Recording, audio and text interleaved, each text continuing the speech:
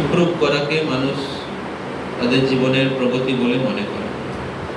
কিন্তু আমরা আলোচনা করেছিলাম চারটে জিনিস পশুও করে, তাহলে মানুষ আর পশুর মধ্যে কোথায়?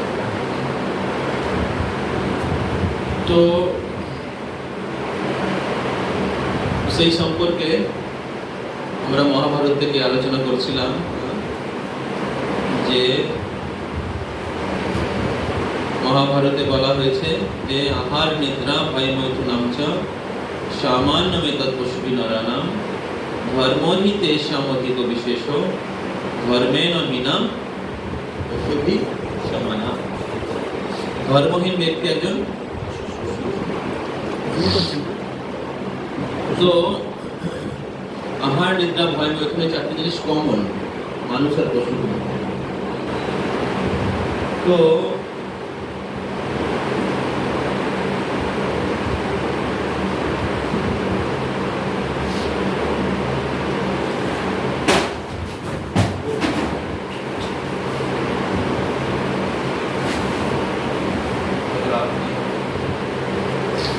আরো নিচে রাখবে।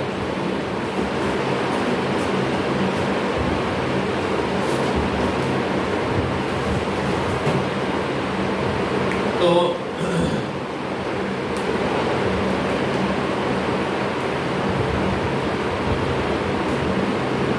ধর্ম সম্পর্কে আমরা আলোচনা করছিলাম। ধর্ম কথার অর্থটা কি? ধর্ম শব্দের অর্থ হচ্ছে আধ্যাত্মিক জিজ্ঞাসা,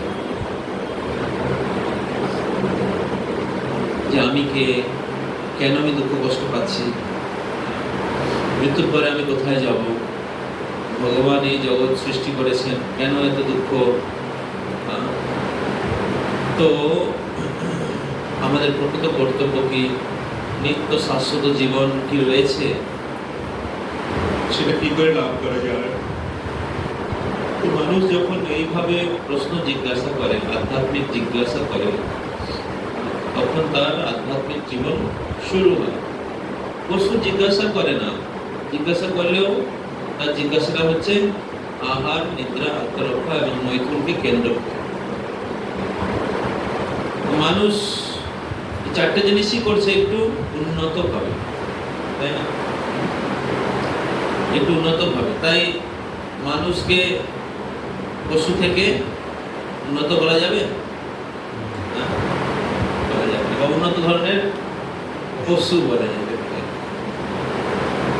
তো তাই আমাদের আত্মজিজ্ঞাসা বা তত্ত্ব জিজ্ঞাসা বা ব্রহ্ম জিজ্ঞাসা করা উচিত, অর্থাৎ ব্রহ্ম জিজ্ঞাসা। তো এইভাবে আমরা আলোচনা করেছিলাম একটা মানুষ আর পশুর মধ্যে পার্থক্য কোথায়। তো আজকে মানুষ হয়তো জাগতিকভাবে অনেক উন্নতি লাভ করছে, technology, communication, economy, science, medicine, কিন্তু এই সব কিছুর উদ্দেশ্য হচ্ছে একটাই, কিভাবে আহার নিদ্রা আত্মরক্ষা মৈথুন এর মানটাকে কি করে উন্নত করা যায়। তাই সবকিছুর ইউজ ওই একই পারপাসে হচ্ছে। তাই মানুষকে পশু থেকে উন্নত বা উন্নত পশু ছাড়া অন্য কিছু বলা যাবে না। কিন্তু যখন কেউ এই তত্ত্ব জিজ্ঞাসা করে, ব্রহ্ম জিজ্ঞাসা করে, বা কেউ যখন এই জন্ম মৃত্যু চক্র থেকে মুক্ত হওয়ার চেষ্টা করছে, এটা মনুষ্য জীবনে সম্ভব, তখন মানুষ পশু থেকে। এটা আমরা প্রথম ভাগটা আমরা এই সম্পর্কে আলোচনা করেছিলাম। পরের ভাগটা আমরা ল অফ কর্মার উপরে আমরা আলোচনা করছিলাম। আজকে যেহেতু অনেকে আসতে পারেনি বিভিন্ন কারণে, তো আমরা ওইটা সামনের সপ্তাহে আলোচনা করব।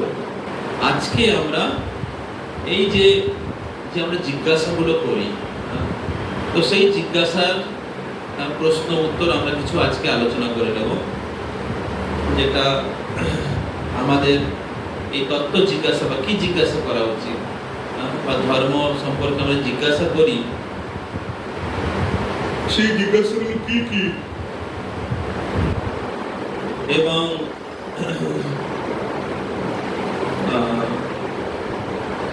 সেই সম্পর্কে আমরা কিছু আলোচনা করব। তো প্রথম হচ্ছে আমি কে? যখন চৈতন্য মহাপ্রভুর সাথে সনাতন গোস্বামী দেখা হয়, সনাতন গোস্বামী তখন মুঘল পিরিয়ড, উনি বাংলার যে মন্ত্রী ছিলেন, বাংলার যে রাজা ছিলেন হুসেন শাহ, ওনার রাজসভার উনি প্রধানমন্ত্রী ছিলেন। তো তখন সনাতন গোস্বামী মহাপ্রভু জিজ্ঞাসা করে, কে আমি, কেন মোরে জালে তাপত্রয়, কে আমি, কেন আমি তাপ বা কষ্ট ভোগ করছি, ইহা নাহি জানি মোর কেমনে হিত হয়, আর আমার হিত কি করে হবে, আমার কল্যাণ কি করে হবে, আমাকে বলুন। অর্জুন প্রশ্ন জিজ্ঞাসা করেছিলেন কৃষ্ণ যখন কুরুক্ষেত্রের যুদ্ধ করতে এসে অর্জুন কনফিউজ হয়ে গেছে, আমি যুদ্ধ করবো কি করবো না, তখন অর্জুন সিদ্ধান্ত নিতে পারছে না। তখন কৃষ্ণকে জিজ্ঞাসা করেন, যস্যেহ সান্নিশ্চিতাং ব্রুহিতান মে শিষ্যস্তে অহম সাধিমাং তাম প্রপন্নম। তো হে কৃষ্ণ, আমার জন্য কি শ্রেয়স্কর?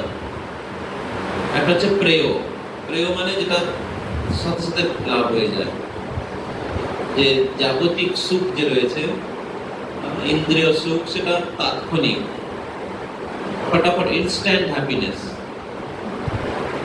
কিন্তু ওটা শুরুতে আনন্দ লাগে, কিন্তু অন্তিমে বিষবৎ। কিন্তু আধ্যাত্মিক আনন্দ শুরুতে একটু কষ্টকর, কিন্তু অন্তিমে অমৃতের মতো। জাগতিক সুখ যে হয় আমাদের বন্ধনের কারণ, আধ্যাত্মিক সুখ আমাদের মুক্তির কারণ। তো অর্জুন জিজ্ঞাসা করছে, যশ্রেয় সান্নিশ্চিতং ব্রুহিতান মে, আমি আপনার শিষ্য, আমি আপনার কাছে আত্মসমর্পণ করলাম, আমার জন্য কি শ্রেয় সেটা আপনি বলুন।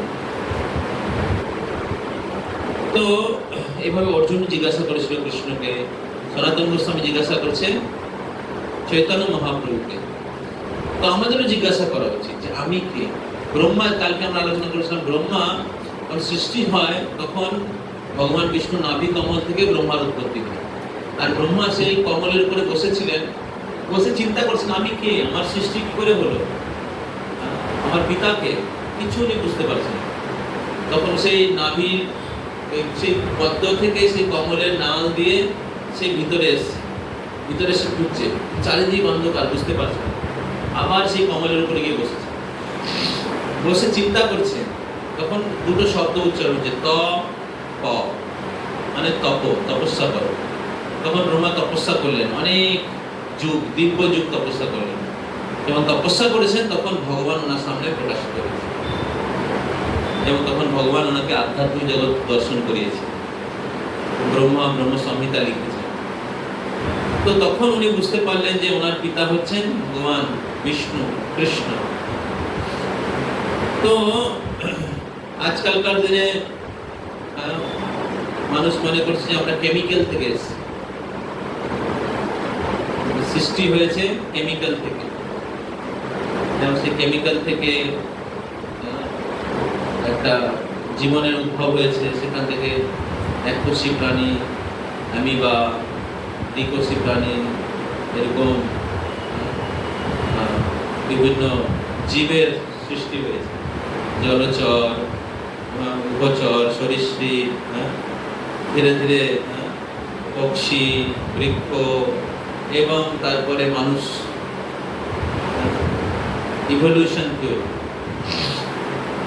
কিন্তু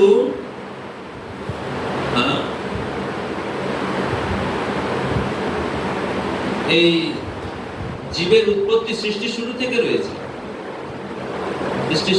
রয়েছে, এবং ব্রহ্মা জিজ্ঞাসা করছে আমি কে। তাই প্রত্যেকটা মানুষের জিজ্ঞাসা করা উচিত আমি কে। এখন আমার প্রশ্ন হচ্ছে আপনাদেরকে যে আপনি কে, আপনি কি উত্তর দেবেন? আপনাকে জিজ্ঞাসা করা হয় আপনি কে, কি উত্তর হবে?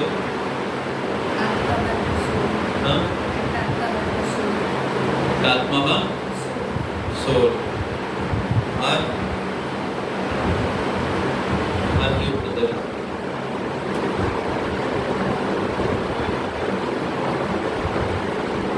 আপনি কে?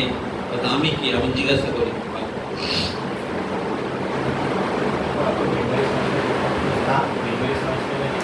नहीं कोई दिक्कत नहीं है, बंगाली हिंदी तो बोलो। ओके, बोलिए। अगर आपसे पूछा जाता है आप कौन है, क्या आंसर देंगे?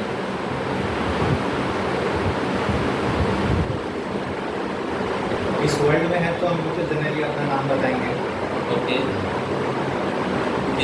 নিজের নাম পরিচয় বলতে কাজ করি বাকি করি ओके, সেটা দিয়ে ফ্যামিলি সাথে তো সামনে পরিচয় है।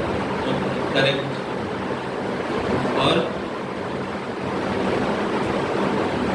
घर कहाँ है उसके ऊपर कुछ है? उसके ऊपर कुछ परिचय है? उसके ऊपर मानव इंसान है। ओके, और कुछ?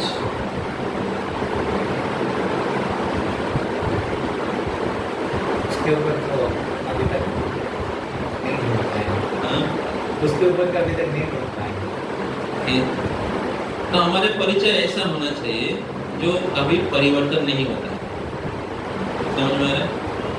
हमारा जो असली परिचय है वो ऐसा होना चाहिए कि जो कभी भी परिवर्तन नहीं होता। जैसे आपको पूछा जाता है कि आपका नाम क्या है, आपको पूछा जाता है आप कौन है, तो आप बोलते हैं मैं अमुक, मतलब मेरा नाम अमुक है ना। लेकिन वो नाम आपको जन्म के कुछ दिन बाद दिया गया है ना। आपका सब जन्म हुआ इतने साल, मतलब आज जन्म हुआ और 1 हफ्ता बाद 2 हफ्ता बाद नाम दिया गया। और नाम परिवर्तन भी होता है, सर्टिफिकेट में नाम बदला जाता है। तो फिर आप कौन है? समझ में आ रहा है? तो फिर आप कौन है? कौन है? बोलिए। तो फिर इंसान है, उसके ऊपर है तो फिर इंसान है। तो अभी प्रश्न है कि अभी आपको मनुष्य शरीर प्राप्त हुआ है, मनुष्य का शरीर हूं मैं, ठीक। तो इसमें 2 है। इंसान मतलब इंसान के जो शरीर है ना, तो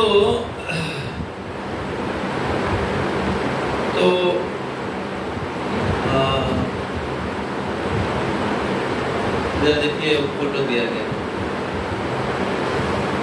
जैसे अगर बोला जाता है आपको अपना যদি বলা হয় আপনি কেমন আছেন, আচ্ছা আজকে আমার শরীরটা ভালো নেই, তাই না? আজকে একজন আসতে পারেনি, শরীর খারাপ, বলছে আমার শরীরটা ভালো নেই আজকে।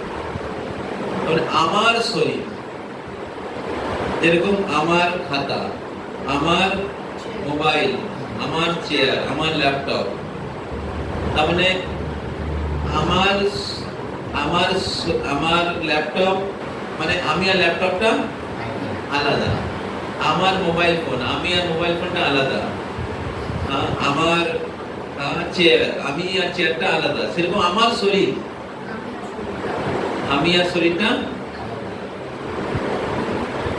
তো আপনাকে যখন জিজ্ঞাসা করছে আপনি কে, তখন আপনি বলছেন আমি মানুষ, ঠিক আছে? মানুষ মানে যে মানুষ দেহ, তাই না?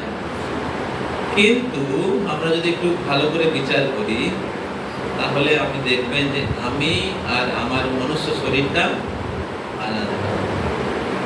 শরীরটা একটা ড্রেস, যেরকম আমরা প্রতিদিন ড্রেস পরি, ড্রেস বদলাই, সেরকম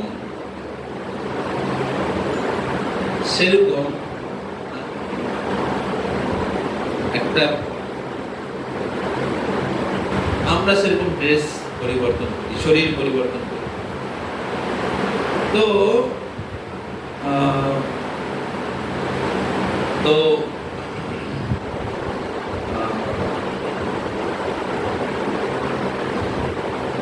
তো আমার শরীর ওখানে আছে, আমার হাত, আমার চুল, আমার মাথা, আমার কোট, আমার নাক। আমিটা কে?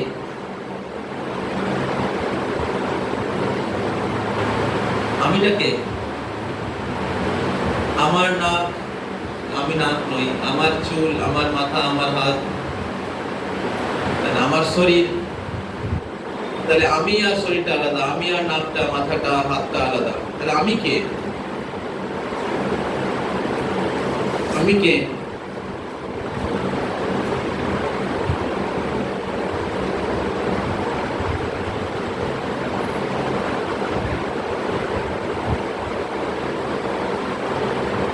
বলুন।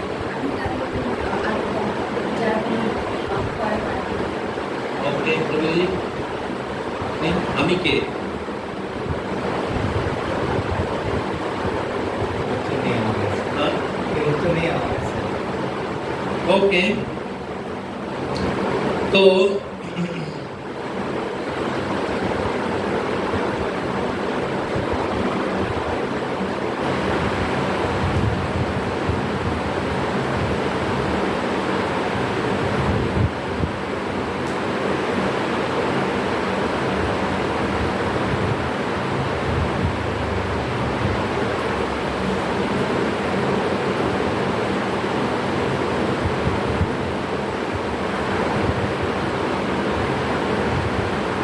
তো শাস্ত্রে সেই সম্পর্কে বর্ণনা করা হয়েছে। হ্যাঁ? বৈদিক শাস্ত্রে সেই সম্পর্কে বর্ণনা করা হয়েছে যে আমরা দেহ নই, আমরা হচ্ছি আত্মা।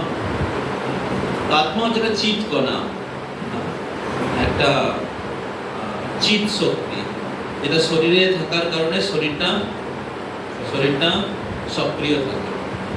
হ্যাঁ? শরীরটা সক্রিয় থাকে বা শরীরটা সবসময় পরিবর্তন হচ্ছে। কিন্তু যেই আত্মা এই শরীর থেকে বেরিয়ে যায়, তখন শরীরটা কি হয়? নষ্ট হয়ে যায়। তো তো বিজ্ঞানীরা বলছে যে এই আত্মা ফাত্মা বলে কিছু নেই। অনেক বিজ্ঞানীরা বলে আত্মা টাত্মা বলে কিছু নেই। আসলে জীবনের উৎপত্তি হয়েছে কেমিক্যাল থেকে, আর যখন মৃত্যু হবে তখন সবকিছু শেষ হয়ে যাবে। এই পরবর্তী জীবন বলে কিছু নেই, মৃত্যুর পরে জীবন বলে কিছু নেই, এরকম অনেক বিজ্ঞানীরা, নাস্তিকেরা বলে। একটা 4 ভাগ একটা থিওরি আছে, 4 ভাগ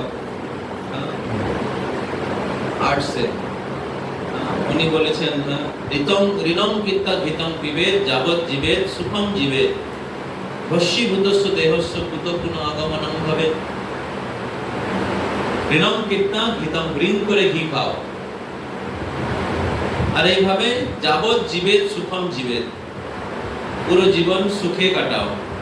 ভস্মীভূতস্য দেহস্য, দেহ ভস্মীভূত হওয়ার পরে কুত পুনঃ আগমনম ভাবে, কে দেখেছে আবার ফিরে আসছে। তাই ঋণম কিত্তা ঘিতম পিবেদ, ঋণ করে ঘি খাও।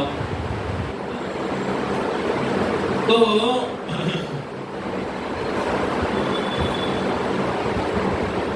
নাস্তিকেরা তারা ভগবানকে মানতে চায় না আর ভগবানের বিরুদ্ধাচরণ করতে চায়। তাই তারা আত্মার অস্তিত্বকে স্বীকার করতে চায় না, কারণ আত্মার অস্তিত্ব স্বীকার করলেই আপনাকে পুনর্জন্মকে স্বীকার করতে হবে। বুঝতে পারছেন? আর পুনর্জন্ম স্বীকার করলেই আপনাকে ভগবানকে স্বীকার করতে হবে।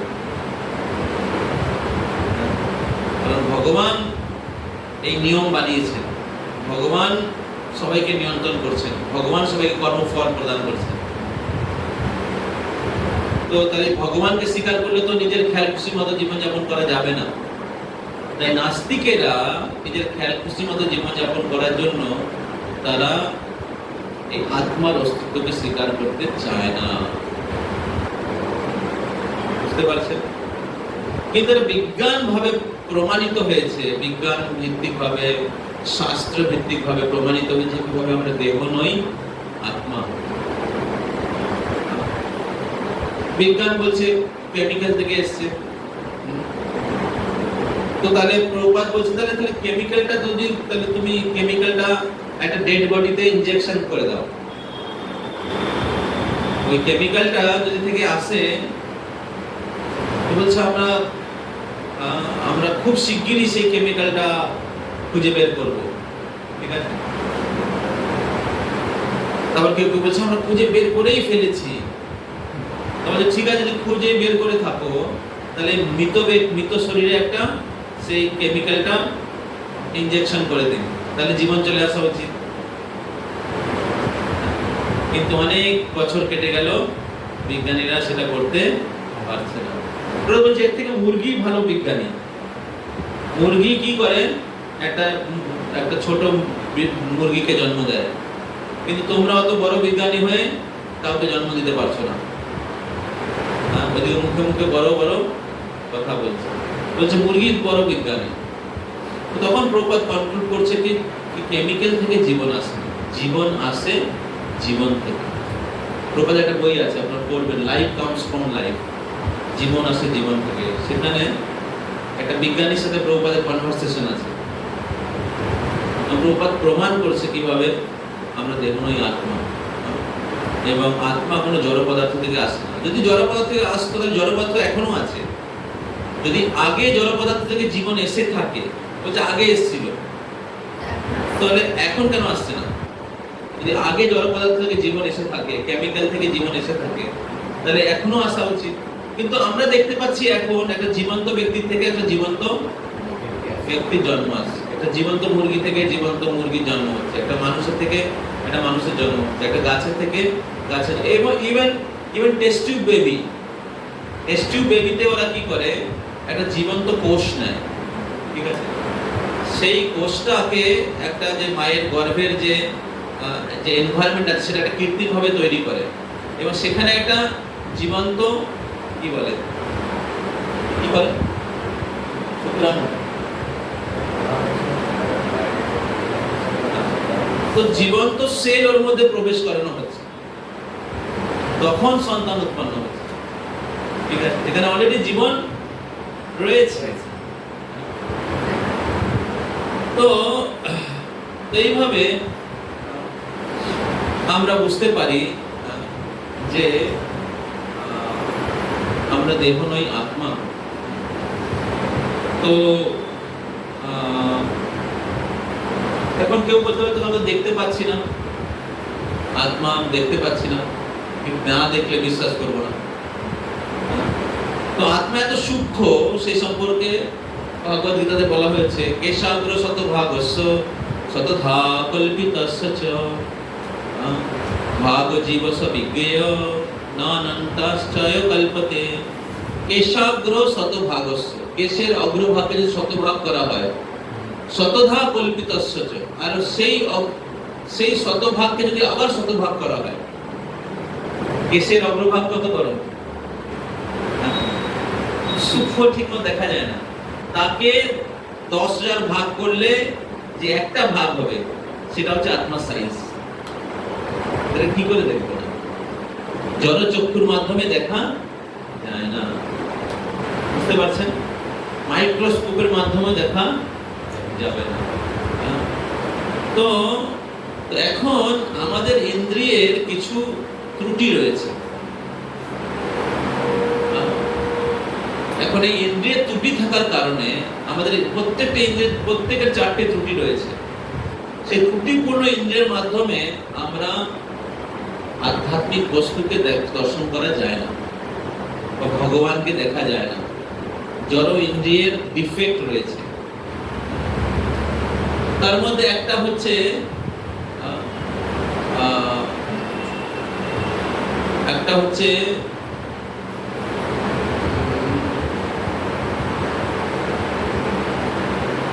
করোনা পাঠক মনে হচ্ছে, মানে ইন্দ্রিয়গুলো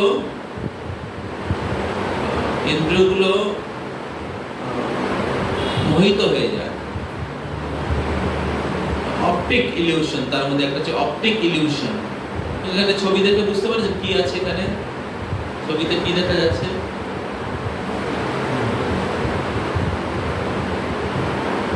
কি দেখা যাচ্ছে? একটা বয়স্ক মহিলা, একটা বয়স্ক লোক, তার ভিতরে একটা এদিকে বয়স্ক মহিলা, ওইদিকে বয়স্ক মহিলা, এদিকে বয়স্ক পুরুষ। হ্যাঁ, তারা একে অপরের দিকে তাকিয়ে আছে মনে হচ্ছে, তাই না?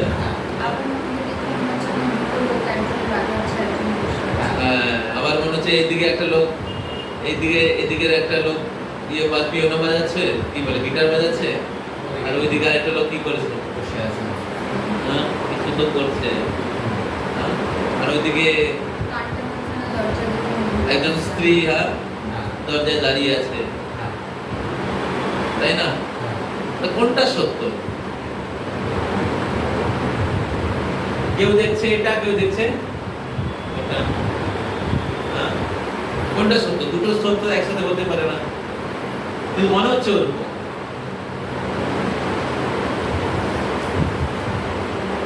কি দেখা যাচ্ছে এখানে? এগুলো ঘুরছিল একটু একটু। কি দেখাচ্ছে?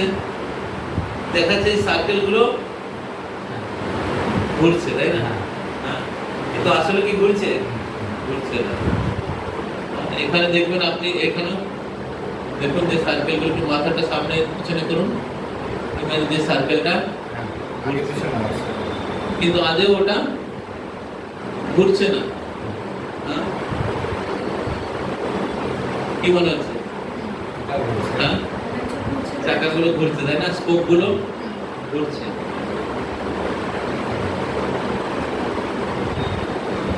এখানে কি আছে? জাহাজ না ব্রিজ?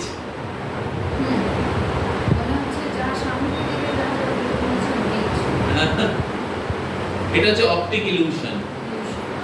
Optic illusion. তো তো এইভাবে সমস্ত ইন্দ্রিয়ের কিছু ত্রুটি রয়েছে। তো আমরা মনে করতে পারি যে চোখে না দেখলে বিশ্বাস করবো না, কিন্তু ইন্দ্রিয়গুলো ত্রুটিপূর্ণ। এই ত্রুটিপূর্ণ ইন্দ্রিয় দিয়ে সবকিছু দর্শন করা যায় না। তো আমাদের ইন্দ্রিয়ের চারটে ত্রুটি আছে, এটা মনে রাখবেন, খুব গুরুত্বপূর্ণ।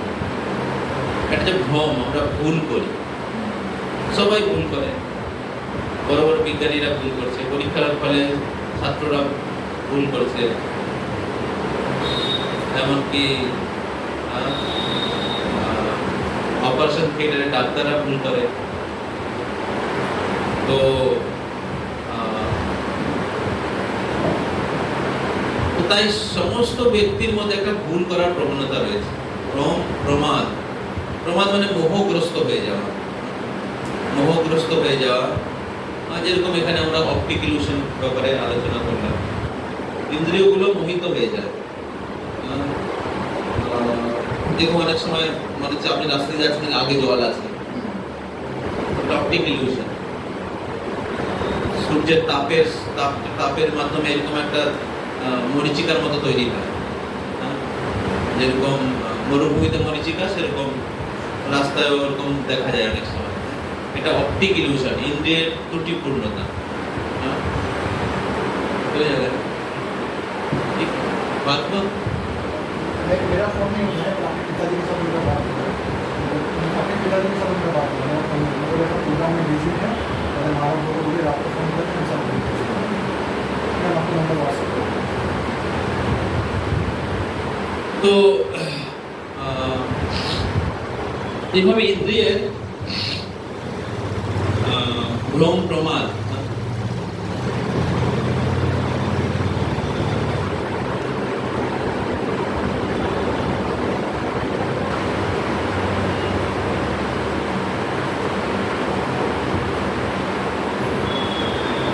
আপনি কোনো ধরুন গরম জলে হাত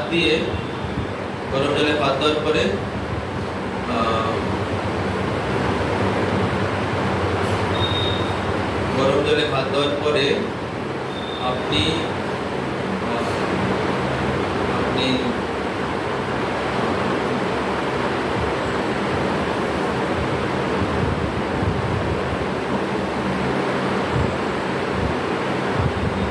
কোনো সাধারণ উষ্ণতার জলে হাত দেবেন, তো ওটা বেশি ঠান্ডা লাগবে। অথবা আপনি টক হওয়ার পরে মিষ্টি খাবেন, সেটা বেশি মিষ্টি বলে মনে হয়। তো এরকম ইন্দ্রিয়গুলো আমাদের মোহিত হয়ে যায়। ইন্দ্রিয়গুলো সেই পরিস্থিতির দ্বারা সেই মোহিত হয়ে যাওয়ার কারণে সঠিক ইনফরমেশন দিতে পারে না, অ্যাকুরেট ইনফরমেশন দিতে পারে না। সেইভাবে ভ্রম, প্রমাদ, বিপ্রলিপ্সা। বিপ্রলিপ্সা মানে হচ্ছে মানে চিটিং প্রপেন্সিটি, প্রতারণা করার। তো সমস্ত জীবের মধ্যে একটা প্রতারণা করার একটা টেন্ডেন্সি আছে। আমরা দেখছি পলিটিক্যাল লিডাররা চিটিং করছে, স্টুডেন্টরা এক্সামরা চিটিং করছে, যারা বিজনেসম্যান তারা বিজনেস চিটিং করছে, যারা যারা ফুড সেলার, ভেজিটেবল সেলার, তারা খাবারে ভেজাল দিচ্ছে। হাইকোর্টে বিভিন্ন কোর্ট কেস চলছে, সেখানে চিটিং চলছে। এমনকি বড় বড় সায়েন্টিস্টরা আমরা দেখছিলাম ওখানে ওরা অনেক থিওরি চুরি করছে নিজের নাম পাওয়ার জন্য, এবং অনেক কুল ফিলোসফি দিয়ে নোবেল প্রাইজ পাচ্ছে। তো এখানে সবার মধ্যে একটা চিটিং প্রপেন্সিটি আছে। আর হচ্ছে করোনা পাঠক, মানে ইন্দ্রিয়ের ত্রুটিপূর্ণতা, ইন্দ্রিয়ের সীমাবদ্ধতা। যেরকম ধরুন এখন লাইটগুলো অফ করে দিই, আপনারা দেখতে পাবেন। তো যদিও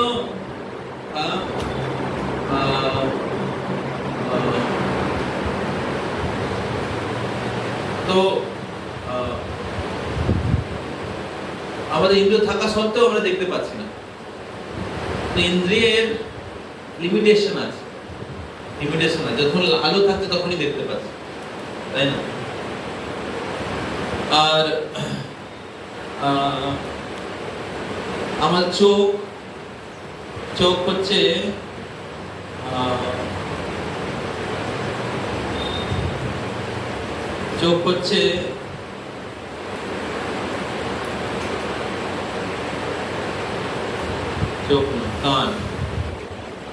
কান হচ্ছে 20 থেকে 20,000 হার্জের মধ্যে যে শব্দ তরঙ্গ আছে ওটাই শুনতে পারে, এর বাইরে শুনতে পারে।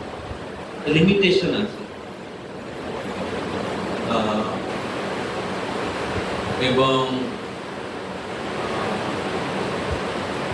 300 থেকে 700 মিলিমাইক্রনের মধ্যে যে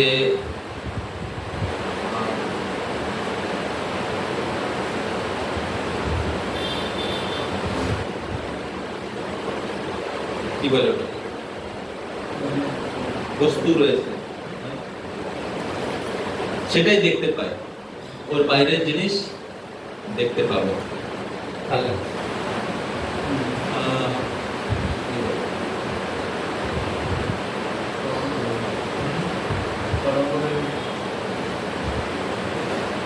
যে তরঙ্গ রয়েছে সেটাই দেখতে পাই, ওর বাইরে দেখতে পাবো। তো আমাদের ইন্দ্রিয়ের একটা লিমিটেশন আছে। তো কান এর রেঞ্জের মধ্যে দেখতে পাবে, চোখ এই রেঞ্জের মধ্যেই দেখতে পাবে। তাই ইন্দ্রিয়ের ত্রুটিপূর্ণতা রয়েছে বা ইন্দ্রিয়ের একটা লিমিটেশন রয়েছে। যেরকম আমরা সূর্যকে দেখছি একটা ছোট একটা বলের মতো, কিন্তু সূর্যকে ছোট একটা বল। তো তাই ইন্দ্রিয়গুলো বিভিন্ন এই ডিফেক্ট থাকার জন্য, ত্রুটি থাকার জন্য আমাদেরকে পারফেক্ট ইনফরমেশন দিতে পারে না, বা ইন্দ্রিয়গুলোর সেই ক্ষমতা নেই। তো তাহলে আমরা কিভাবে বলতে পারি যে আমরা চোখে না দেখলে বিশ্বাস করব না? বুঝতে পারছি? আমরা কি করে বলতে পারি আমি চোখে না দেখলে বিশ্বাস করব না? অনেক কিছু আছে যেগুলো দেখা যায় না, অনেক কিছু রয়েছে যেটা আমরা দেখতে পাচ্ছি না, আবার অনেক কিছু আমরা দেখছি কিন্তু সেটা সত্যি নয়। অনেক কিছু রয়েছে যেটা আমরা দেখতে পাচ্ছি না। যেরকম ধরুন এখানে আকাশ, এখানে হাওয়ার মধ্যে অনেক ভাইরাস আছে, অনেক জীবাণু আছে, আমরা দেখতে পাচ্ছি, আছে কিন্তু দেখতে পাচ্ছি না। বা আমাদের মন রয়েছে, আমরা দেখতে পাচ্ছি, দেখতে পাচ্ছি না। বুদ্ধি আছে, দেখতে পাচ্ছি, দেখতে পাচ্ছি না। হ্যাঁ? হাওয়া আছে, দেখতে পাচ্ছি, দেখতে পাচ্ছি না। হ্যাঁ? এরকম নয় যে যা কিছু আছে আমরা দেখতে পারবো, কারণ ইন্দ্রিয়ের ক্যাপাসিটি নেই। আবার অনেক কিছু আমরা দেখতে পাচ্ছি কিন্তু সত্যি নয়। এখানে আমরা অপটিক ইলিউশন আলোচনা করলাম, মরুভূমিতে মরীচিকা। তাহলে আপনার ইন্দ্রিয়গুলো কি সঠিক ইনফরমেশন দিচ্ছে? তাহলে কি করে আপনি বলতে পারেন যে চোখে না দেখতে বিশ্বাস করবো না? তাই প্রত্যক্ষ প্রমাণের মাধ্যমে সবকিছু বিশ্বাস করা যাবে না। কিছু ঠিক আছে, এটা মাইক স্ট্যান্ড, ল্যাপটপ, কিন্তু এর উপরে অনেক কিছু রয়েছে, বা এই আধ্যাত্মিক বস্তুগুলো সে জড় ইন্দ্রিয়ের মাধ্যমে উপলব্ধি করা সম্ভব নয়, বোঝা সম্ভব নয়। তো 3 ধরনের পদ্ধতি রয়েছে জ্ঞান লাভ করার: প্রত্যক্ষ প্রমাণ, অনুমান প্রমাণ, শব্দ প্রমাণ। প্রত্যক্ষ প্রমাণে ইন্দ্রিয় লব্ধ জ্ঞান, এটা আমরা আলোচনা করলাম কিভাবে ইন্দ্রিয়গুলো ত্রুটিপূর্ণ। তাই ইন্দ্রিয় লব্ধ জ্ঞান সম্পূর্ণ নয়। আর এটা অনুমান প্রমাণ। অনুমান প্রমাণ আপনি বুঝতেই পারছেন, অনুমান প্রমাণ ঠিক হয় না। অনুমান করে, কল্পনা করে, অ্যাজাম্পশন করে, শূন্যে ঢিল ছড়ানো, অনুমান প্রমাণ। ডারউইনের থিওরি হচ্ছে অনুমান প্রমাণ। ডারউইন নিজে লিখেছে, ওনার ডকুমেন্টসে, ওনার বায়োগ্রাফিতে উনি লিখে আই হ্যাভ স্পেকুলেটেড। এখানে আছে কিনা জানি না, নেই, পরে দেখাবো। ডারউইনের থিওরি হচ্ছে অনুমান প্রমাণ, যে বাদর থেকে মানুষ এসেছে। প্রপাত বলছে তাহলে ডারউইনের বাবা মা বাদর ছিল, কিন্তু আমাদের বাবা মা বাদর নেই, বাদর ছিল না। আমরা যখন পুজো দিতে যান তখন কি জিজ্ঞাসা করে, আপনার গোত্রটা কি? কি গোত্র আপনাদের? প্রাসর। হ্যাঁ, প্রাসর। প্রাসর। আর একই গোত্র, বিয়ের পর গোত্র চেঞ্জ হয়ে যায়। হ্যাঁ, তোমাদের গোত্র কি? ভরদ্বাজ। তোমাদের কাশ্যপ। কাশ্যপ মুনির থেকে এসেছে, বুঝতে পারছেন? হ্যাঁ, ভরদ্বাজ মুনি থেকে এসেছে। তো ব্রহ্মার পুত্র হচ্ছে মনু। মনুর সাথে শতরূপার বিয়ে হয় এবং তারা অনেক সন্তানের জন্ম দেয়, কিছু পুরুষ কিছু স্ত্রী, এবং তারপর তাদের আবার ফার্দার বিয়ে হয়। তো কেউ তাদের মধ্যে কেউ কশ্যপ মুনি, কেউ ভরদ্বাজ মুনি, কেউ গৌতম ঋষি। তো এইভাবে তার সাথে আবার অন্যান্য যে কন্যা আছে তাদের সাথে বিবাহ হয়, এবং তার থেকে মনু থেকে এসছে মনুষ্য, মানুষ প্রজাতির এসছে। তো তারা হচ্ছে আমাদের পূর্বপুরুষ, বাদর নয়। বুঝতে পারছেন? যদি বাদর আমাদের পূর্বপুরুষ, তাহলে বাদরগুলো এখনো কি করে রয়ে গেল? এ যদি পরিবর্তন ইভলিউশন হয়ে বি হয়ে যায়, তাহলে তো এটা তো থাকছে না, না বি থাকবে। তাহলে বাদরগুলো কি করে রয়ে গেল? আমরা এখনো দেখছি বাদর থেকে বাদরেরই জন্ম হচ্ছে, আর মানুষের থেকে মানুষের। কিন্তু ডারউইন বলছে বাদর থেকে মানুষ হয়েছিল। এর কোনো প্রুফ নেই, ঠিক আছে? এর এগেইনস্টে যে জীবাশ্ম আছে, জীবাশ্ম কি বলে ইংলিশে? ফসিলস। এরকম কোনো ফসিলসও নেই যেখানে লোয়ার স্পিসিস থেকে হায়ার স্পিসিস এসেছে। there is no proof, scientifically there is no proof lower species থেকে হায়ার স্পিসিস এসেছে, বা একটা স্পিসিস থেকে আরেকটা স্পিসিস এসেছে, একটা স্পিসিস থেকে আরেকটা species, there is no proof।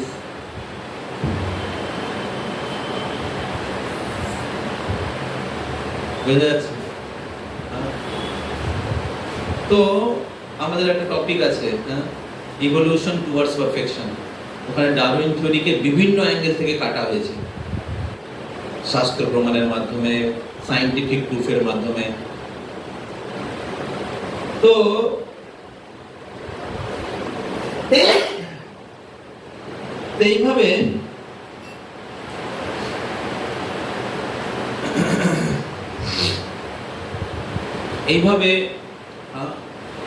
এই মানুষ বাদর থেকে আসে এবং এই একটা শরীর থেকে আরেকটা শরীরের সৃষ্টি হয়।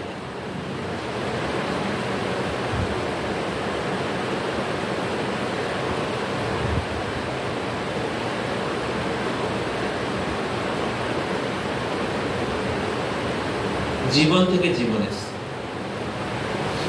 অর্থাৎ ভগবান 84 লক্ষ প্রকার জীব প্রজাতি সৃষ্টি করেছে।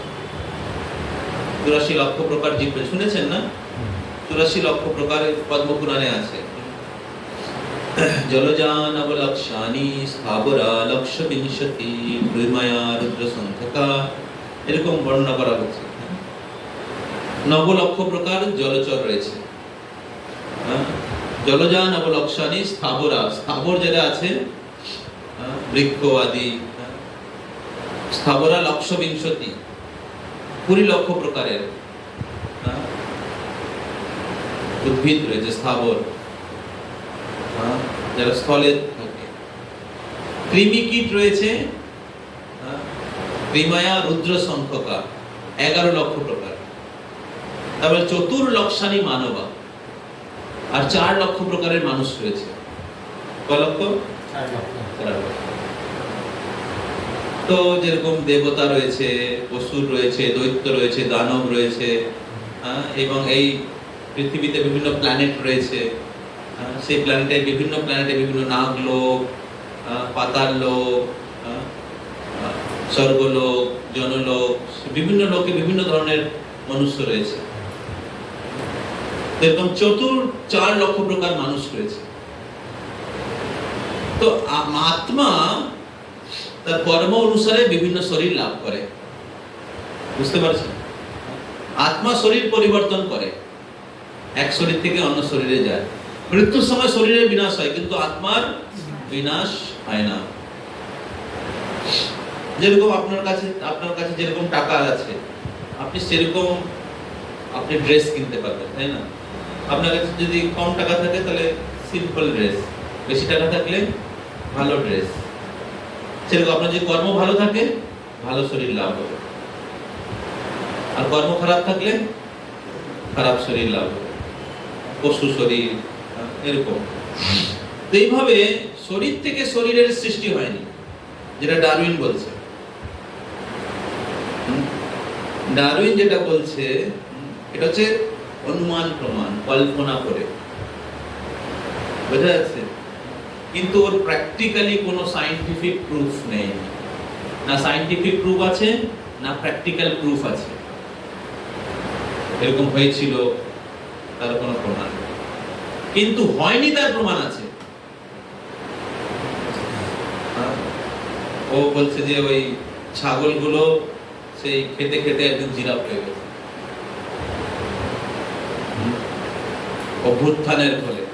ওখানে ঘাসগুলো, নিচে ঘাসগুলো সব শেষ হয়ে গেছে খেয়ে খেয়ে, তারপর উপরের যে পাতা খেতে খেতে তখন ওদের এটা লম্বা হয়ে গেছে,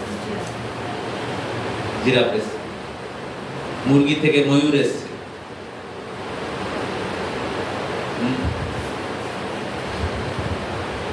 তো এটা হচ্ছে কল্পনা। তো এখানে ডারউইন আত্মার অস্তিত্বকে রিজেক্ট করেছে। আত্মার অস্তিত্বকে অ্যাকসেপ্ট করলেই তো ভগবানের অস্তিত্বকে অ্যাকসেপ্ট করতে হবে, আর ভগবানের অস্তিত্ব অ্যাকসেপ্ট করলেই তো ও সব লোটা পোটলা বন্ধ করে চলে যেতে হবে।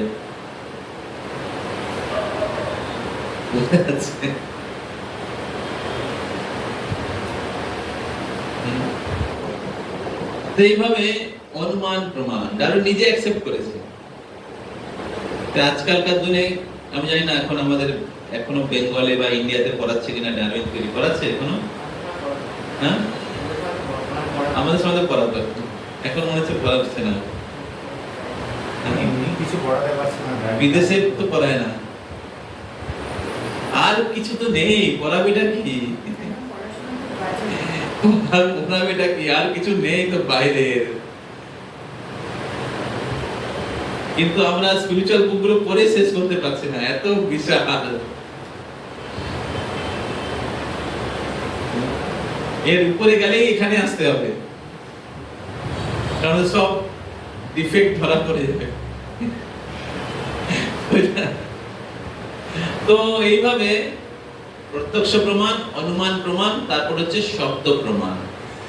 শব্দ প্রমাণ মানে হিয়ারিং ফ্রম বোনাফাইড সোর্স, প্রামাণিক সূত্র থেকে শ্রবণ করা।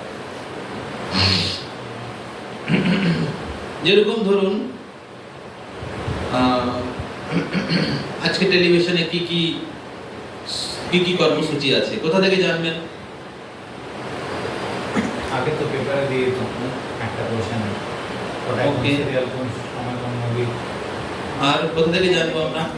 ওই চ্যানেল থেকে জানবো। চ্যানেলেই নিচে দেখা যায়। ওই চ্যানেলের যে সূচি রয়েছে বা চ্যানেলের অ্যানাউন্সমেন্ট রয়েছে, সেখান থেকে আমরা জানবো। আজকে আবহাওয়া কিরকম আছে কি করে জানবেন?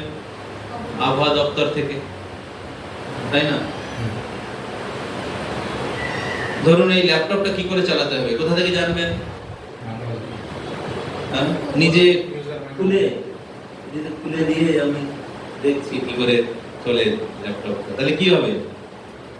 দুদিনেই কেল্লা ফতে, তাই না? হ্যাঁ? এটা প্রত্যক্ষ প্রমাণ, হ্যাঁ? অনুমান প্রমাণ। কিন্তু সেটা কি ভালো, এটা কি সঠিক না? কোনটা সঠিক, এটা কি করে চলছে কি করে জানবো? কি করে জানবো আমরা? কি করে? ওরা একটা ইউজার ম্যানুয়াল থাকে। হ্যাঁ, ম্যানুয়াল বুক, ইনস্ট্রাকশন ম্যানুয়াল। সেটা কারা দেয়? অথরিটিস। যে সূত্র, সেখান থেকে আমরা জানতে পারি। সেরকম যে আমরা ভগবানকে জানতে চাই, সত্যকে জানতে চাই, এই সৃষ্টিকে জানতে চাই, নিজেকে জানতে চাই, তাহলে যে সৃষ্টিকর্তা তিনি একটা ম্যানুয়াল বুক দিয়েছেন। সেটা কি? বেদা বা ভাগবত পুরাণ। আর ভাগবত গীতা হচ্ছে এই বেদের উপনিষদের সার। কলিযুগে মানুষের কাছে কত ক্ষমতা নেই যে অত বই পড়বে, বেদ পুরাণ উপনিষদ, তাই ভগবান কন্ডেন্স করে দিয়ে দিয়েছে গীতা। বোঝা যাচ্ছে? তাই এই ম্যানুয়াল বুকের মাধ্যমে, এই বৈদিক শাস্ত্রের মাধ্যমে আমরা নিজেকে জানতে পারব, এই সৃষ্টিকে জানতে পারব। যেরকম ঠিক যেরকম একটা ল্যাপটপ কি করে কাজ করছে, হ্যাঁ, সেটাকে জানার জন্য ইনস্ট্রাকশন ম্যানুয়াল রয়েছে, এবং সেটা প্রত্যক্ষ প্রমাণ, অনুমান প্রমাণের মাধ্যমে জানা সম্ভব নয়। কিছুটা আপনি জানতে পারেন, কিন্তু সঠিকভাবে সম্পূর্ণরূপে জানতে পারবেন না।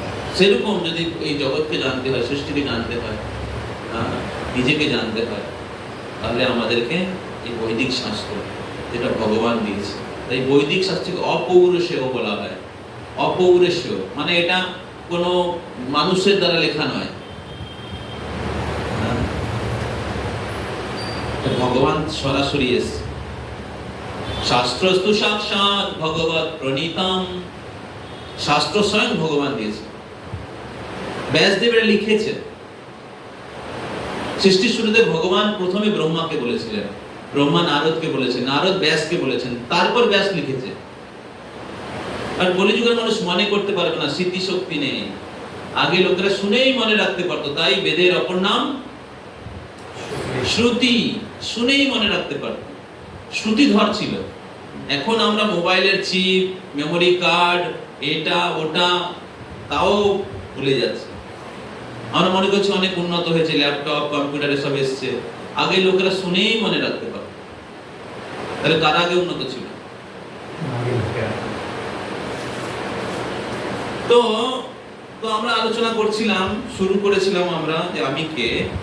তো সেখানে আমরা আলোচনা করছিলাম আমরা আত্মা, দেহ নয়। এখন কেউ বলতে পারে আমরা দেখতে পাই না, তো সেই সূত্রে আমরা আলোচনা করছিলাম এটা যে আমাদের ইন্দ্রিয়ে 4টি ত্রুটি রয়েছে। তাই সেই ত্রুটিপূর্ণ ইন্দ্রিয়ের মাধ্যমে ভগবানকে জানা বা পরম সত্যকে জানা যায় না। তাই প্রত্যক্ষ প্রমাণ আর অনুমান প্রমাণ ঠিক নয়। তো তাই কিভাবে আমরা সঠিকভাবে সবকিছু জানতে পারবো? কোন প্রমাণের মাধ্যমে? শব্দ প্রমাণ। শব্দ প্রমাণ মানে প্রামাণিক সূত্র থেকে। সবচেয়ে প্রামাণিক সূত্র হচ্ছে ভগবান, আর ভগবান থেকে এই জ্ঞান আমাদের কাছে গুরু পরম্পরা ধারায় আসছে। ব্রহ্মা থেকে নারদ, কৃষ্ণ থেকে নারদ, কৃষ্ণ থেকে ব্রহ্মা। ব্রহ্মা হচ্ছে প্রথম জীব, সৃষ্টির প্রথম জীব। এই ব্রহ্মাণ্ডের উৎপত্তি হয়েছে, এই ব্রহ্মাণ্ডের প্রথম জীব হচ্ছে ব্রহ্মা।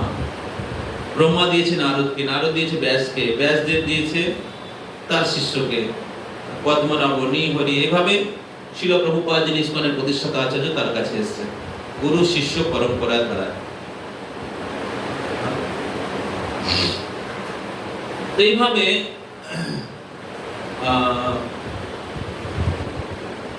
সৃষ্টির শুরুতে ভগবান বেদ প্রদান করেছিলেন ব্রহ্মাকে, ব্রহ্মা নারদ মুনিকে দিয়েছিলেন, নারদ ব্যাসকে, ব্যাস এটাকে গ্রন্থ আকারে ব্যাসদেবজি। উনিও ভগবানের অবতার, সপ্তাবেশ অবতার ব্যাসদেব। উনি কোনো সাধারণ জীব নয়, ভগবানের শক্তির প্রকাশ। তিনি এই সমস্ত পুরাণ উপনিষদ, ভগবানের লিটারারি ইনকারনেশন। বোঝা যাচ্ছে? এটা আর কেউ করতে পারবে না, ভগবান নিজে ছাড়া। এই জন্য শাস্ত্রস্থ সাক্ষাৎ ভগবৎ প্রণীতম। তাই আমরা যদি পরম সত্যকে জানতে চাই, নিজেকে জানতে চাই, জগৎকে জানতে চাই, তাহলে এই শব্দ প্রমাণের মাধ্যমে আমরা জানতে পারবো, না কি প্রত্যক্ষ প্রমাণ, না অনুমান প্রমাণ। তো তাই এই বৈদিক শাস্ত্রকে জানা বা পড়া খুব গুরুত্বপূর্ণ। সেখান থেকে আমরা সঠিক সত্যটাকে জানতে পারবো, কারণ বেদে সব কিছু বর্ণনা করা হয়েছে। আজকে বিজ্ঞান যা ইনফরমেশন দিচ্ছে, তার বৈদিক শাস্ত্র যে ইনফরমেশন দিয়েছে তার 0.5%,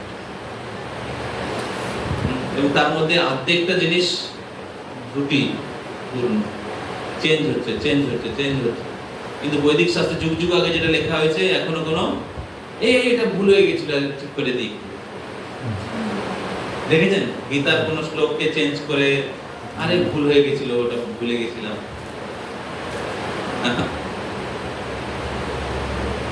তো এইভাবে আমরা এই শাস্ত্র প্রমাণের মাধ্যমে, শব্দ প্রমাণের মাধ্যমে আমরা বুঝতে পারি যে আমরা দেহ নই, আত্মা। যদিও আত্মাকে জড়চক্ষুর মাধ্যমে দেখা যায় না, কিন্তু সেটাকে অনুভব করা যায়। সেটাকে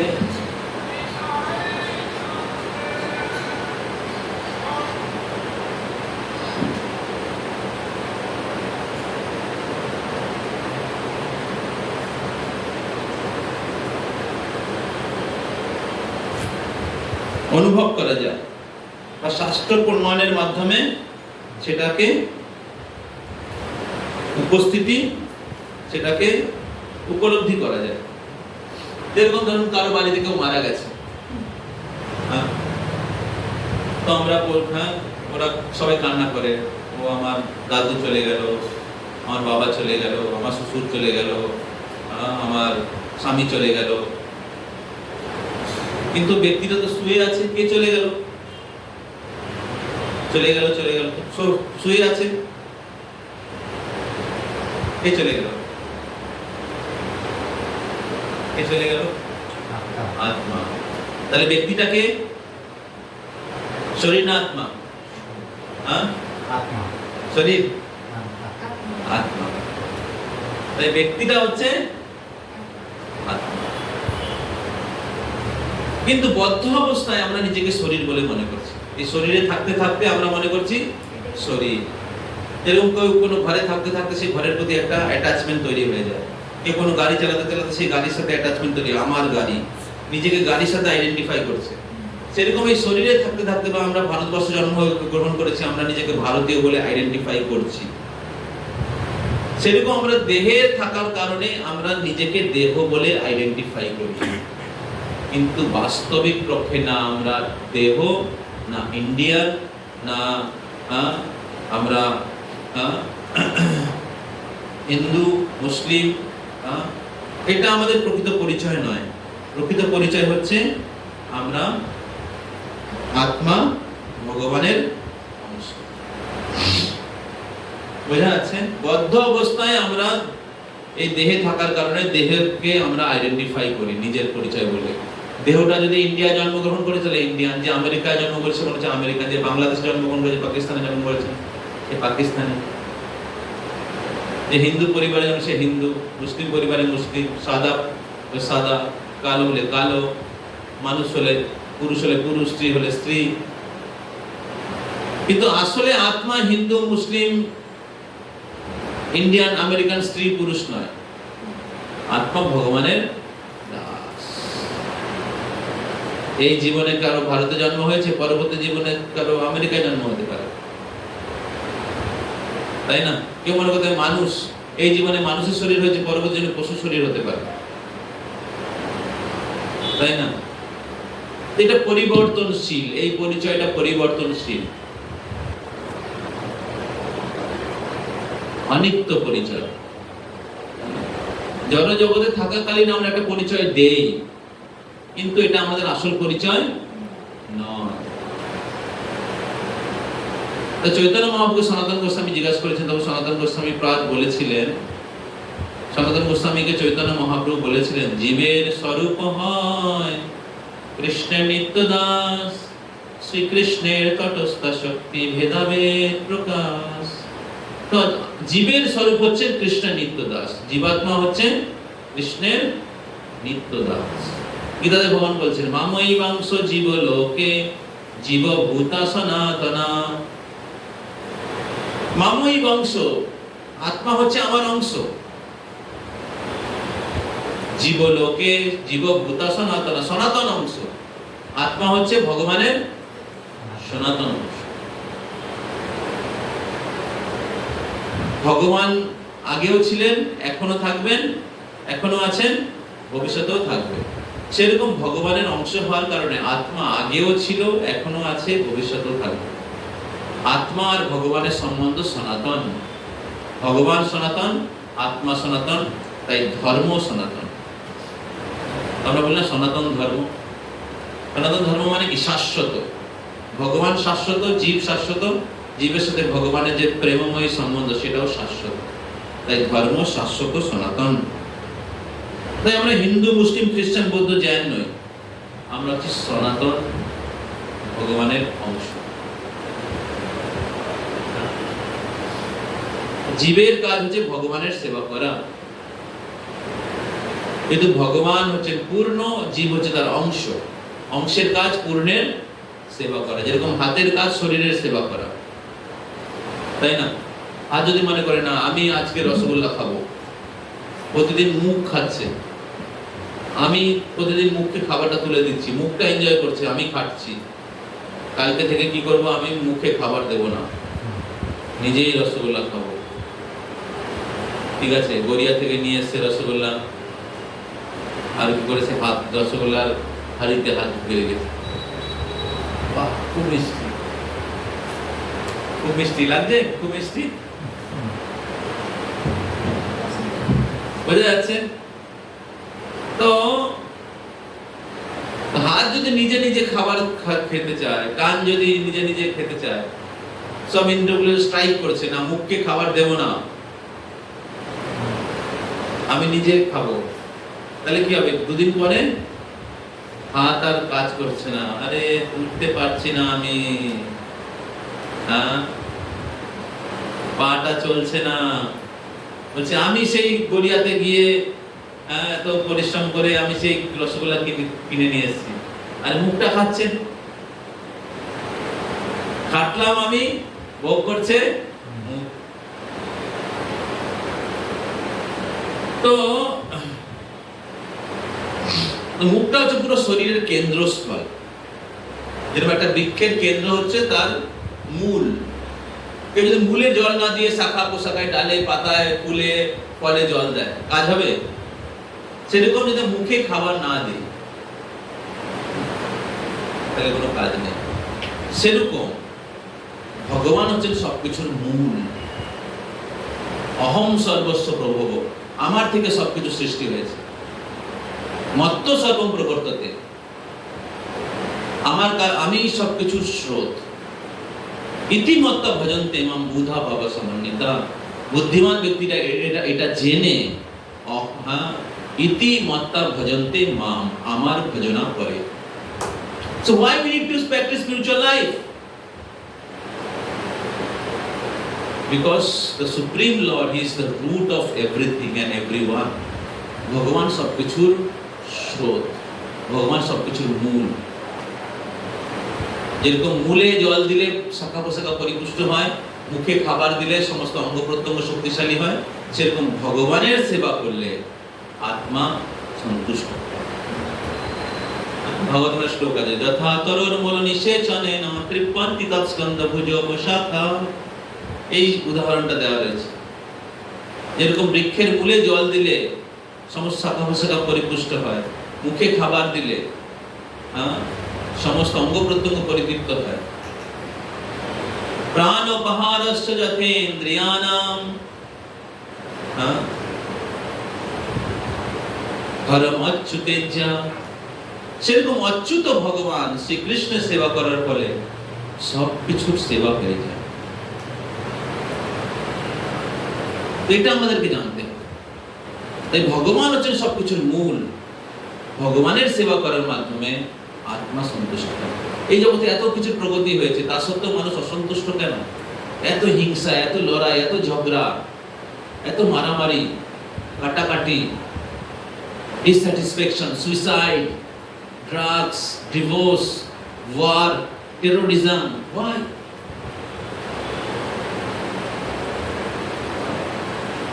এত ধরনের বিপর্যয়, আর্থকুয়েক, ল্যান্ডস্লাইডিং, ফ্লাড,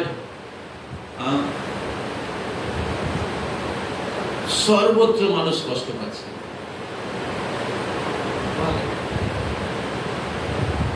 কেননা আমরা ভগবানকে সন্তুষ্ট খুশি করার চেষ্টা করছি না, ভগবানের আইনকে আমরা ব্রেক করছি। তাই ভগবান বিভিন্ন ভাবে কষ্ট দিচ্ছে আমাদের, প্রকৃতি আমাদেরকে বিভিন্ন ভাবে কষ্ট দিচ্ছে। তো এই জন্য বুদ্ধিমান ব্যক্তি কি করবে? নিজের প্রকৃত পরিচয় জেনে, যে গীতাতে ভগবান বলছেন যে আত্মা হচ্ছে ভগবানের অংশ, মাময়ী বাংশ জীবলোকে। আত্মা হচ্ছে ভগবানের অংশ। তাই আত্মার কাজ কি? আত্মার কাজ কি? ভগবানের সেবা করা। তাই আমাদের প্রত্যেকের কর্তব্য আমাদের ম্যাটেরিয়াল ডিউটির সাথে সাথে আমাদের স্পিরিচুয়াল ডিউটি পালন করা। স্বামীর কাজ বাইরে কাজ করা, স্ত্রীর কাজ বাড়িতে রান্না করা, কিন্তু এর সাথে সাথে তার কর্তব্য হচ্ছে স্পিরিচুয়াল প্র্যাকটিস করা। আর এই জন্যই আমাদের এই ক্লাসটা শিল প্রভুপাদ এই কৃষ্ণ ভাবনামৃত সংঘ খুলেছে, যাতে সেখানে এসে লোকেরা স্পিরিচুয়াল ইন্সপিরেশন পায়, স্পিরিচুয়াল নলেজ পায়, এবং সেই স্পিরিচুয়াল প্র্যাকটিস করার একটা ইন্সপিরেশন এন্ড এনভায়রনমেন্ট পায়, এবং সেটা বাড়িতে গিয়ে সে রেগুলার প্র্যাকটিস করতে পারে। যেরকম পড়াশোনা করার জন্য স্কুলে যায়, সেরকম আধ্যাত্মিক প্র্যাকটিস করার জন্য আমাদের এই সৎসঙ্গে আসতে হবে, যেখানে আমরা এই শব্দ প্রমাণ, অনুমান প্রমাণ আর প্রত্যক্ষ প্রমাণ নয়, কাল্পনিক জ্ঞান যেটা স্কুল কলেজে আমরা পড়ছি, কিন্তু প্রকৃত জ্ঞান শব্দ প্রমাণ থেকে আসে, বৈদিক শাস্ত্র থেকে আসে, সেটা অপৌরসীয়, সেটা ত্রুটি, চারটে ত্রুটি থেকে মুক্ত, কেননা স্বয়ং ভগবান থেকে আসছে। বোঝা যাচ্ছে? খুব faith giving information, faith giving knowledge. কিভাবে আধ্যাত্মিক জ্ঞান হচ্ছে পূর্ণ, সত্য, এটা কোনো কল্পনা, অন্ধবিশ্বাস নয়। তো এখান থেকে আমরা বুঝতে পারি যে আমরা দেহ নই, আমরা আত্মা। এখন এই আত্মা মৃত্যুর পরে আরেকটা শরীরে যায়, কর্ম অনুসারে সে শরীর পরিবর্তন করে। তো তাই মৃত্যুর পরে জীবন রয়েছে, মৃত্যুর পরে জীবন রয়েছে। একটা সায়েন্টিস্ট আছে, ওর নাম ইয়ান স্টিভেনসন। ও ক্যালিফোর্নিয়া ইউনিভার্সিটির সাইকিয়াট্রিস্টের প্রফেসর। ওনার কাছে 3000 কেস হিস্ট্রি আছে যেখানে ব্যক্তি তার পূর্ব জীবনের কথা বলে দিচ্ছে। আপনারা নিউজ পেপার অনেক সময় শুনেছেন, জাতিস্বর বলা হয় লোকাল ল্যাঙ্গুয়েজ। তো এরকম একটা স্টোরি, আমি স্টোরিটা বলছি না, ঠিক আছে? তো এখানে কাছাপাড়ার একটা মেয়ে ছিল মিনু, যার নাম। তো পূর্ব জীবনে ও একটা বিবাহিত স্ত্রী, হাউস ওয়াইফ ছিল। আর ও ওরকম একটা ছোট বাচ্চা জন্ম দিয়েছিল। কিছুদিন পরে বাচ্চাটা কোলে রেখেও মারা গেছে। মারা গেছে যখন, তো পাশের গ্রামে আবার জন্ম হয়েছে, নাম হচ্ছে মিনু। আর ছোটবেলা থেকেই সবকিছু বলতো। তখন ওর জন্ম হওয়ার পরে ওর বাবা রেলে চাকরি করতো, আর ও সেই ও খেলনা দিয়েছে, সেই খেলনাটা কোলে নিয়ে কান্না করতো। যেহেতু ওর আগে বাচ্চাটা ছোট রেখে মারা গেছে। তুই কান্না করছিস কেন? বলছে আমার একটা মেয়ে ছিল, ওকে কোলে বাচ্চা অবস্থায় রেখে আমি মরে গেছিলাম। বাবা প্রথমে অত সিরিয়াসলি নেয়নি, ছোট বাচ্চা কি বলছে। তারপর কিছুদিন পরে দেখছি প্রতিদিনই এরকম বলছে, মাঝে মাঝে এরকম বলছে। তখন ওকে জিজ্ঞাসা করেছে, আরে কোথায় ছিল, কি নাম ছিল তোমার, বাড়ি কোথায়? তখন ও এই সম্পর্কে জিজ্ঞাসাবাদ করেছে ওর অফিসে। তখন দেখছে ওর অফিসের কলিগদের মধ্যেই একজন ওখানে বাড়ি। তখন ওকে জিজ্ঞাসা করছে, আরে এরকম কি গ্রাম আছে, অমুক ব্যক্তি কি ওখানে আছে? বলছে হ্যাঁ আছে। তখন মিনুকে এসে বলেছে। তখন সেই মিনু নিজে নিয়ে গেছে ওই ওর পূর্ব জীবনের শ্বশুর বাড়ি। মানে অনেক লোকেরা দাঁড়িয়ে ছিল, ছবি দিয়েছে, পেন্টিং করেছে। তখন সবার সামনে অত 30-40 জন লোক দাঁড়িয়ে ছিল ওখানে, সবাই দেখতে এসছে। সবার সামনে দেখিয়ে দিয়েছে আগের জীবনে স্বামী কে ছিল। তো ওই যে পূর্ব জীবনের যে হাউস ওয়াইফ ছিল, তো মরে গেছে। এটা এখন মিনু ছোট বাচ্চা, এখন অন্য একজন ব্যক্তি, ওর সাথে ওর কোনো সম্বন্ধ নেই। কি করে দেখিয়ে দিচ্ছে ও? কি করে দেখিয়ে দিচ্ছে?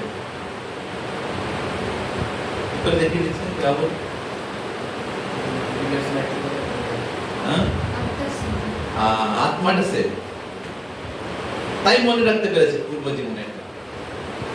অনেক সময় আমরা মনে রাখতে পারি না, কারণ এটা প্রকৃতির নিয়ম। মনে রাখলেও সমস্যা রয়েছে। কারণ আপনার পূর্ব জীবনে কেউ আপনার সাথে খুব টর্চার করেছে, আপনাকে মার্ডার করেছে। আপনি যদি মনে রাখতে পারেন সব, তাহলে কি হবে? পরের জীবনেও আপনি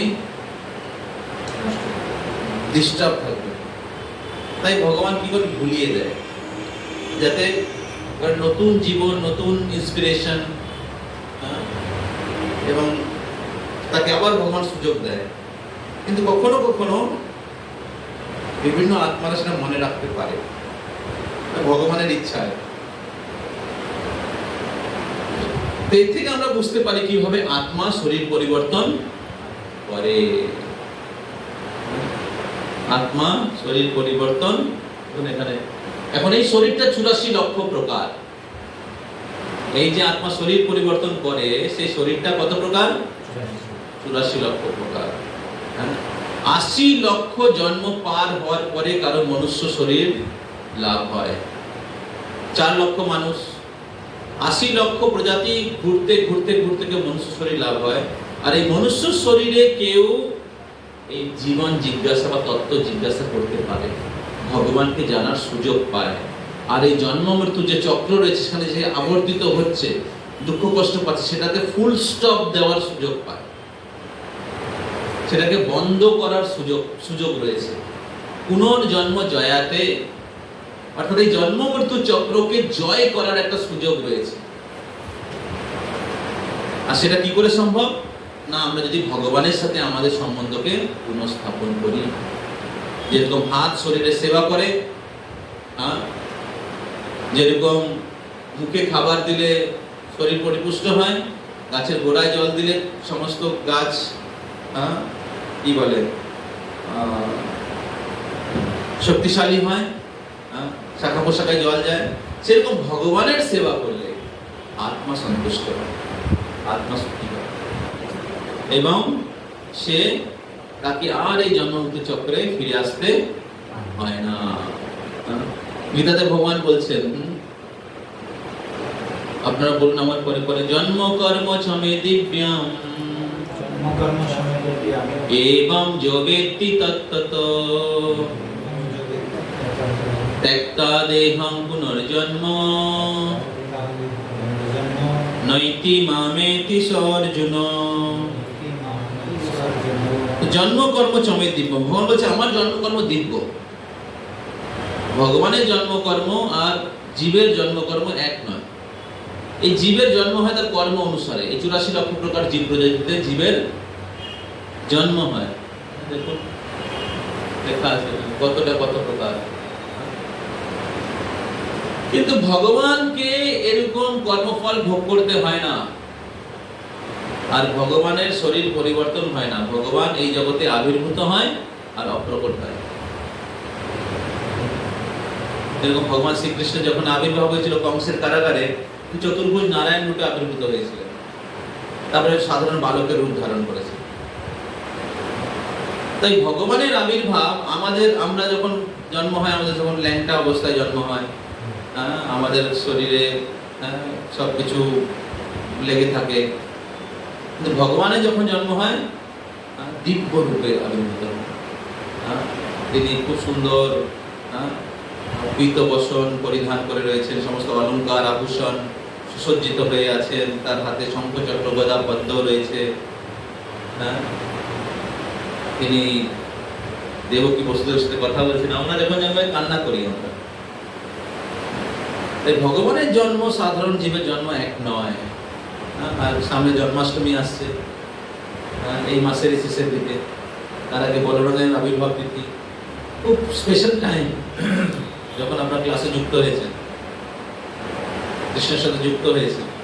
কৃষ্ণ বলছেন যে আমার জন্মকর্ম দিব্য, যে এটা জানতে পারে। জন্ম কর্ম চমে দিব্য এবং যে ব্যক্তি মানে জানা, তত্ত্বগত ভাবে শাস্ত্রগত ভাবে যে জানতে পারে, তার কি হবে? ত্যক্তা দেহং পুনর্জন্ম নৈতি মামেতি স অর্জুন। এই শরীর ত্যাগ করার পরে পুনর্জন্ম নৈতি, তাকে আর পুনর্জন্ম নিতে হবে না। কৃষ্ণ গীতাতে অনেক জায়গায় প্রমিস করেছে, প্রতিশ্রুতি দিয়েছেন, তুমি এটা করো আর ফিরে যেতে হবে না, তুমি যদি এটা করো আমার কাছে ফিরে আসবে, তুমি যদি ওটা করো আমার কাছে ফিরে আসবে।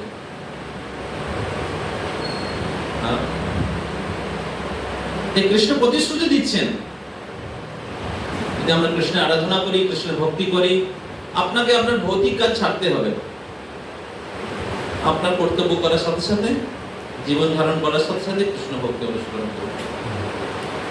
আর তার জন্য এই ক্লাসটা, সপ্তাহে একটা দিন ক্লাস খুব গুরুত্বপূর্ণ। আমাদের অনেক কাজ থাকতে পারে, কিন্তু আমাদেরকে বুঝতে হবে জীবনের সবচেয়ে গুরুত্বপূর্ণ কাজ কোনটি। মনুষ্য জীবন ওর জন্যই দেওয়া হয়েছে, কিন্তু সেটা যদি আমরা সৎ ব্যবহার না করি, যদি আমরা সৎ ব্যবহার না করি, তাহলে আমাদের এই মৃত্যুময় সংসারে আমাদেরকে আবর্তিত হতে হবে, আর বারবার দুঃখ কষ্ট ভোগ করতে হবে। এই 84 লক্ষ জীব প্রজাতিতে ঘুরতে থাকতে হবে।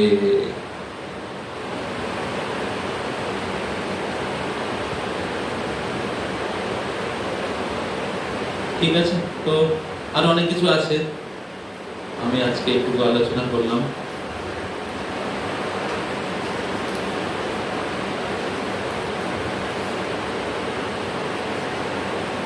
ঠিক আছে, একটা স্টোরি বলে দিই আপনাদেরকে।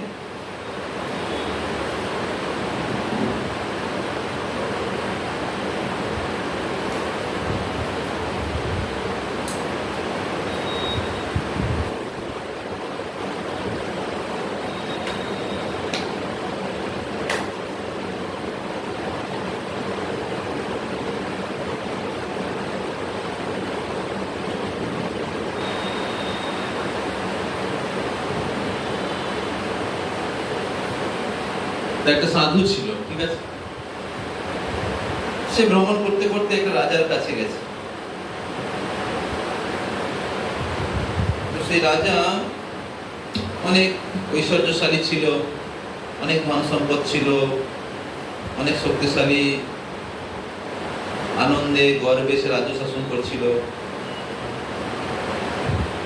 তখন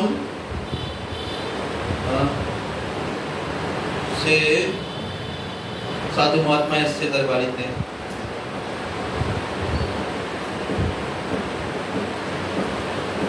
সাধু মহাত্মা তার বাড়িতে এসছে,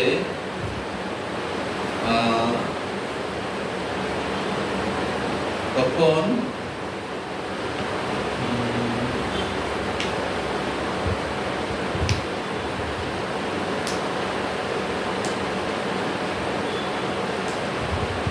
তখন সাধু খুব ভালো করে সেবা করেছে।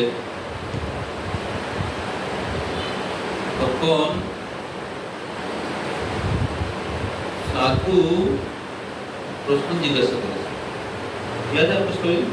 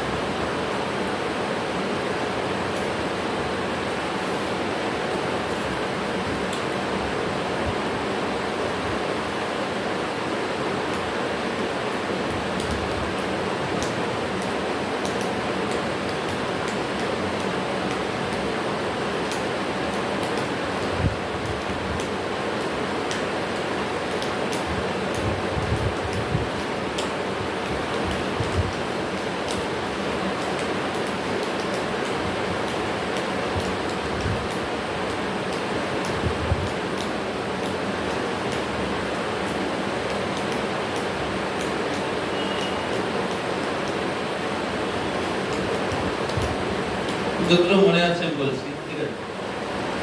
তো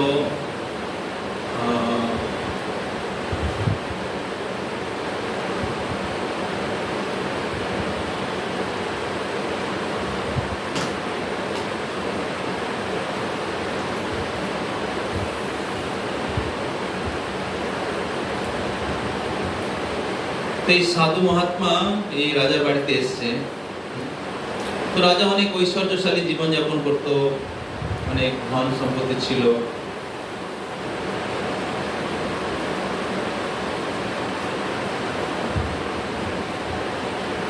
তো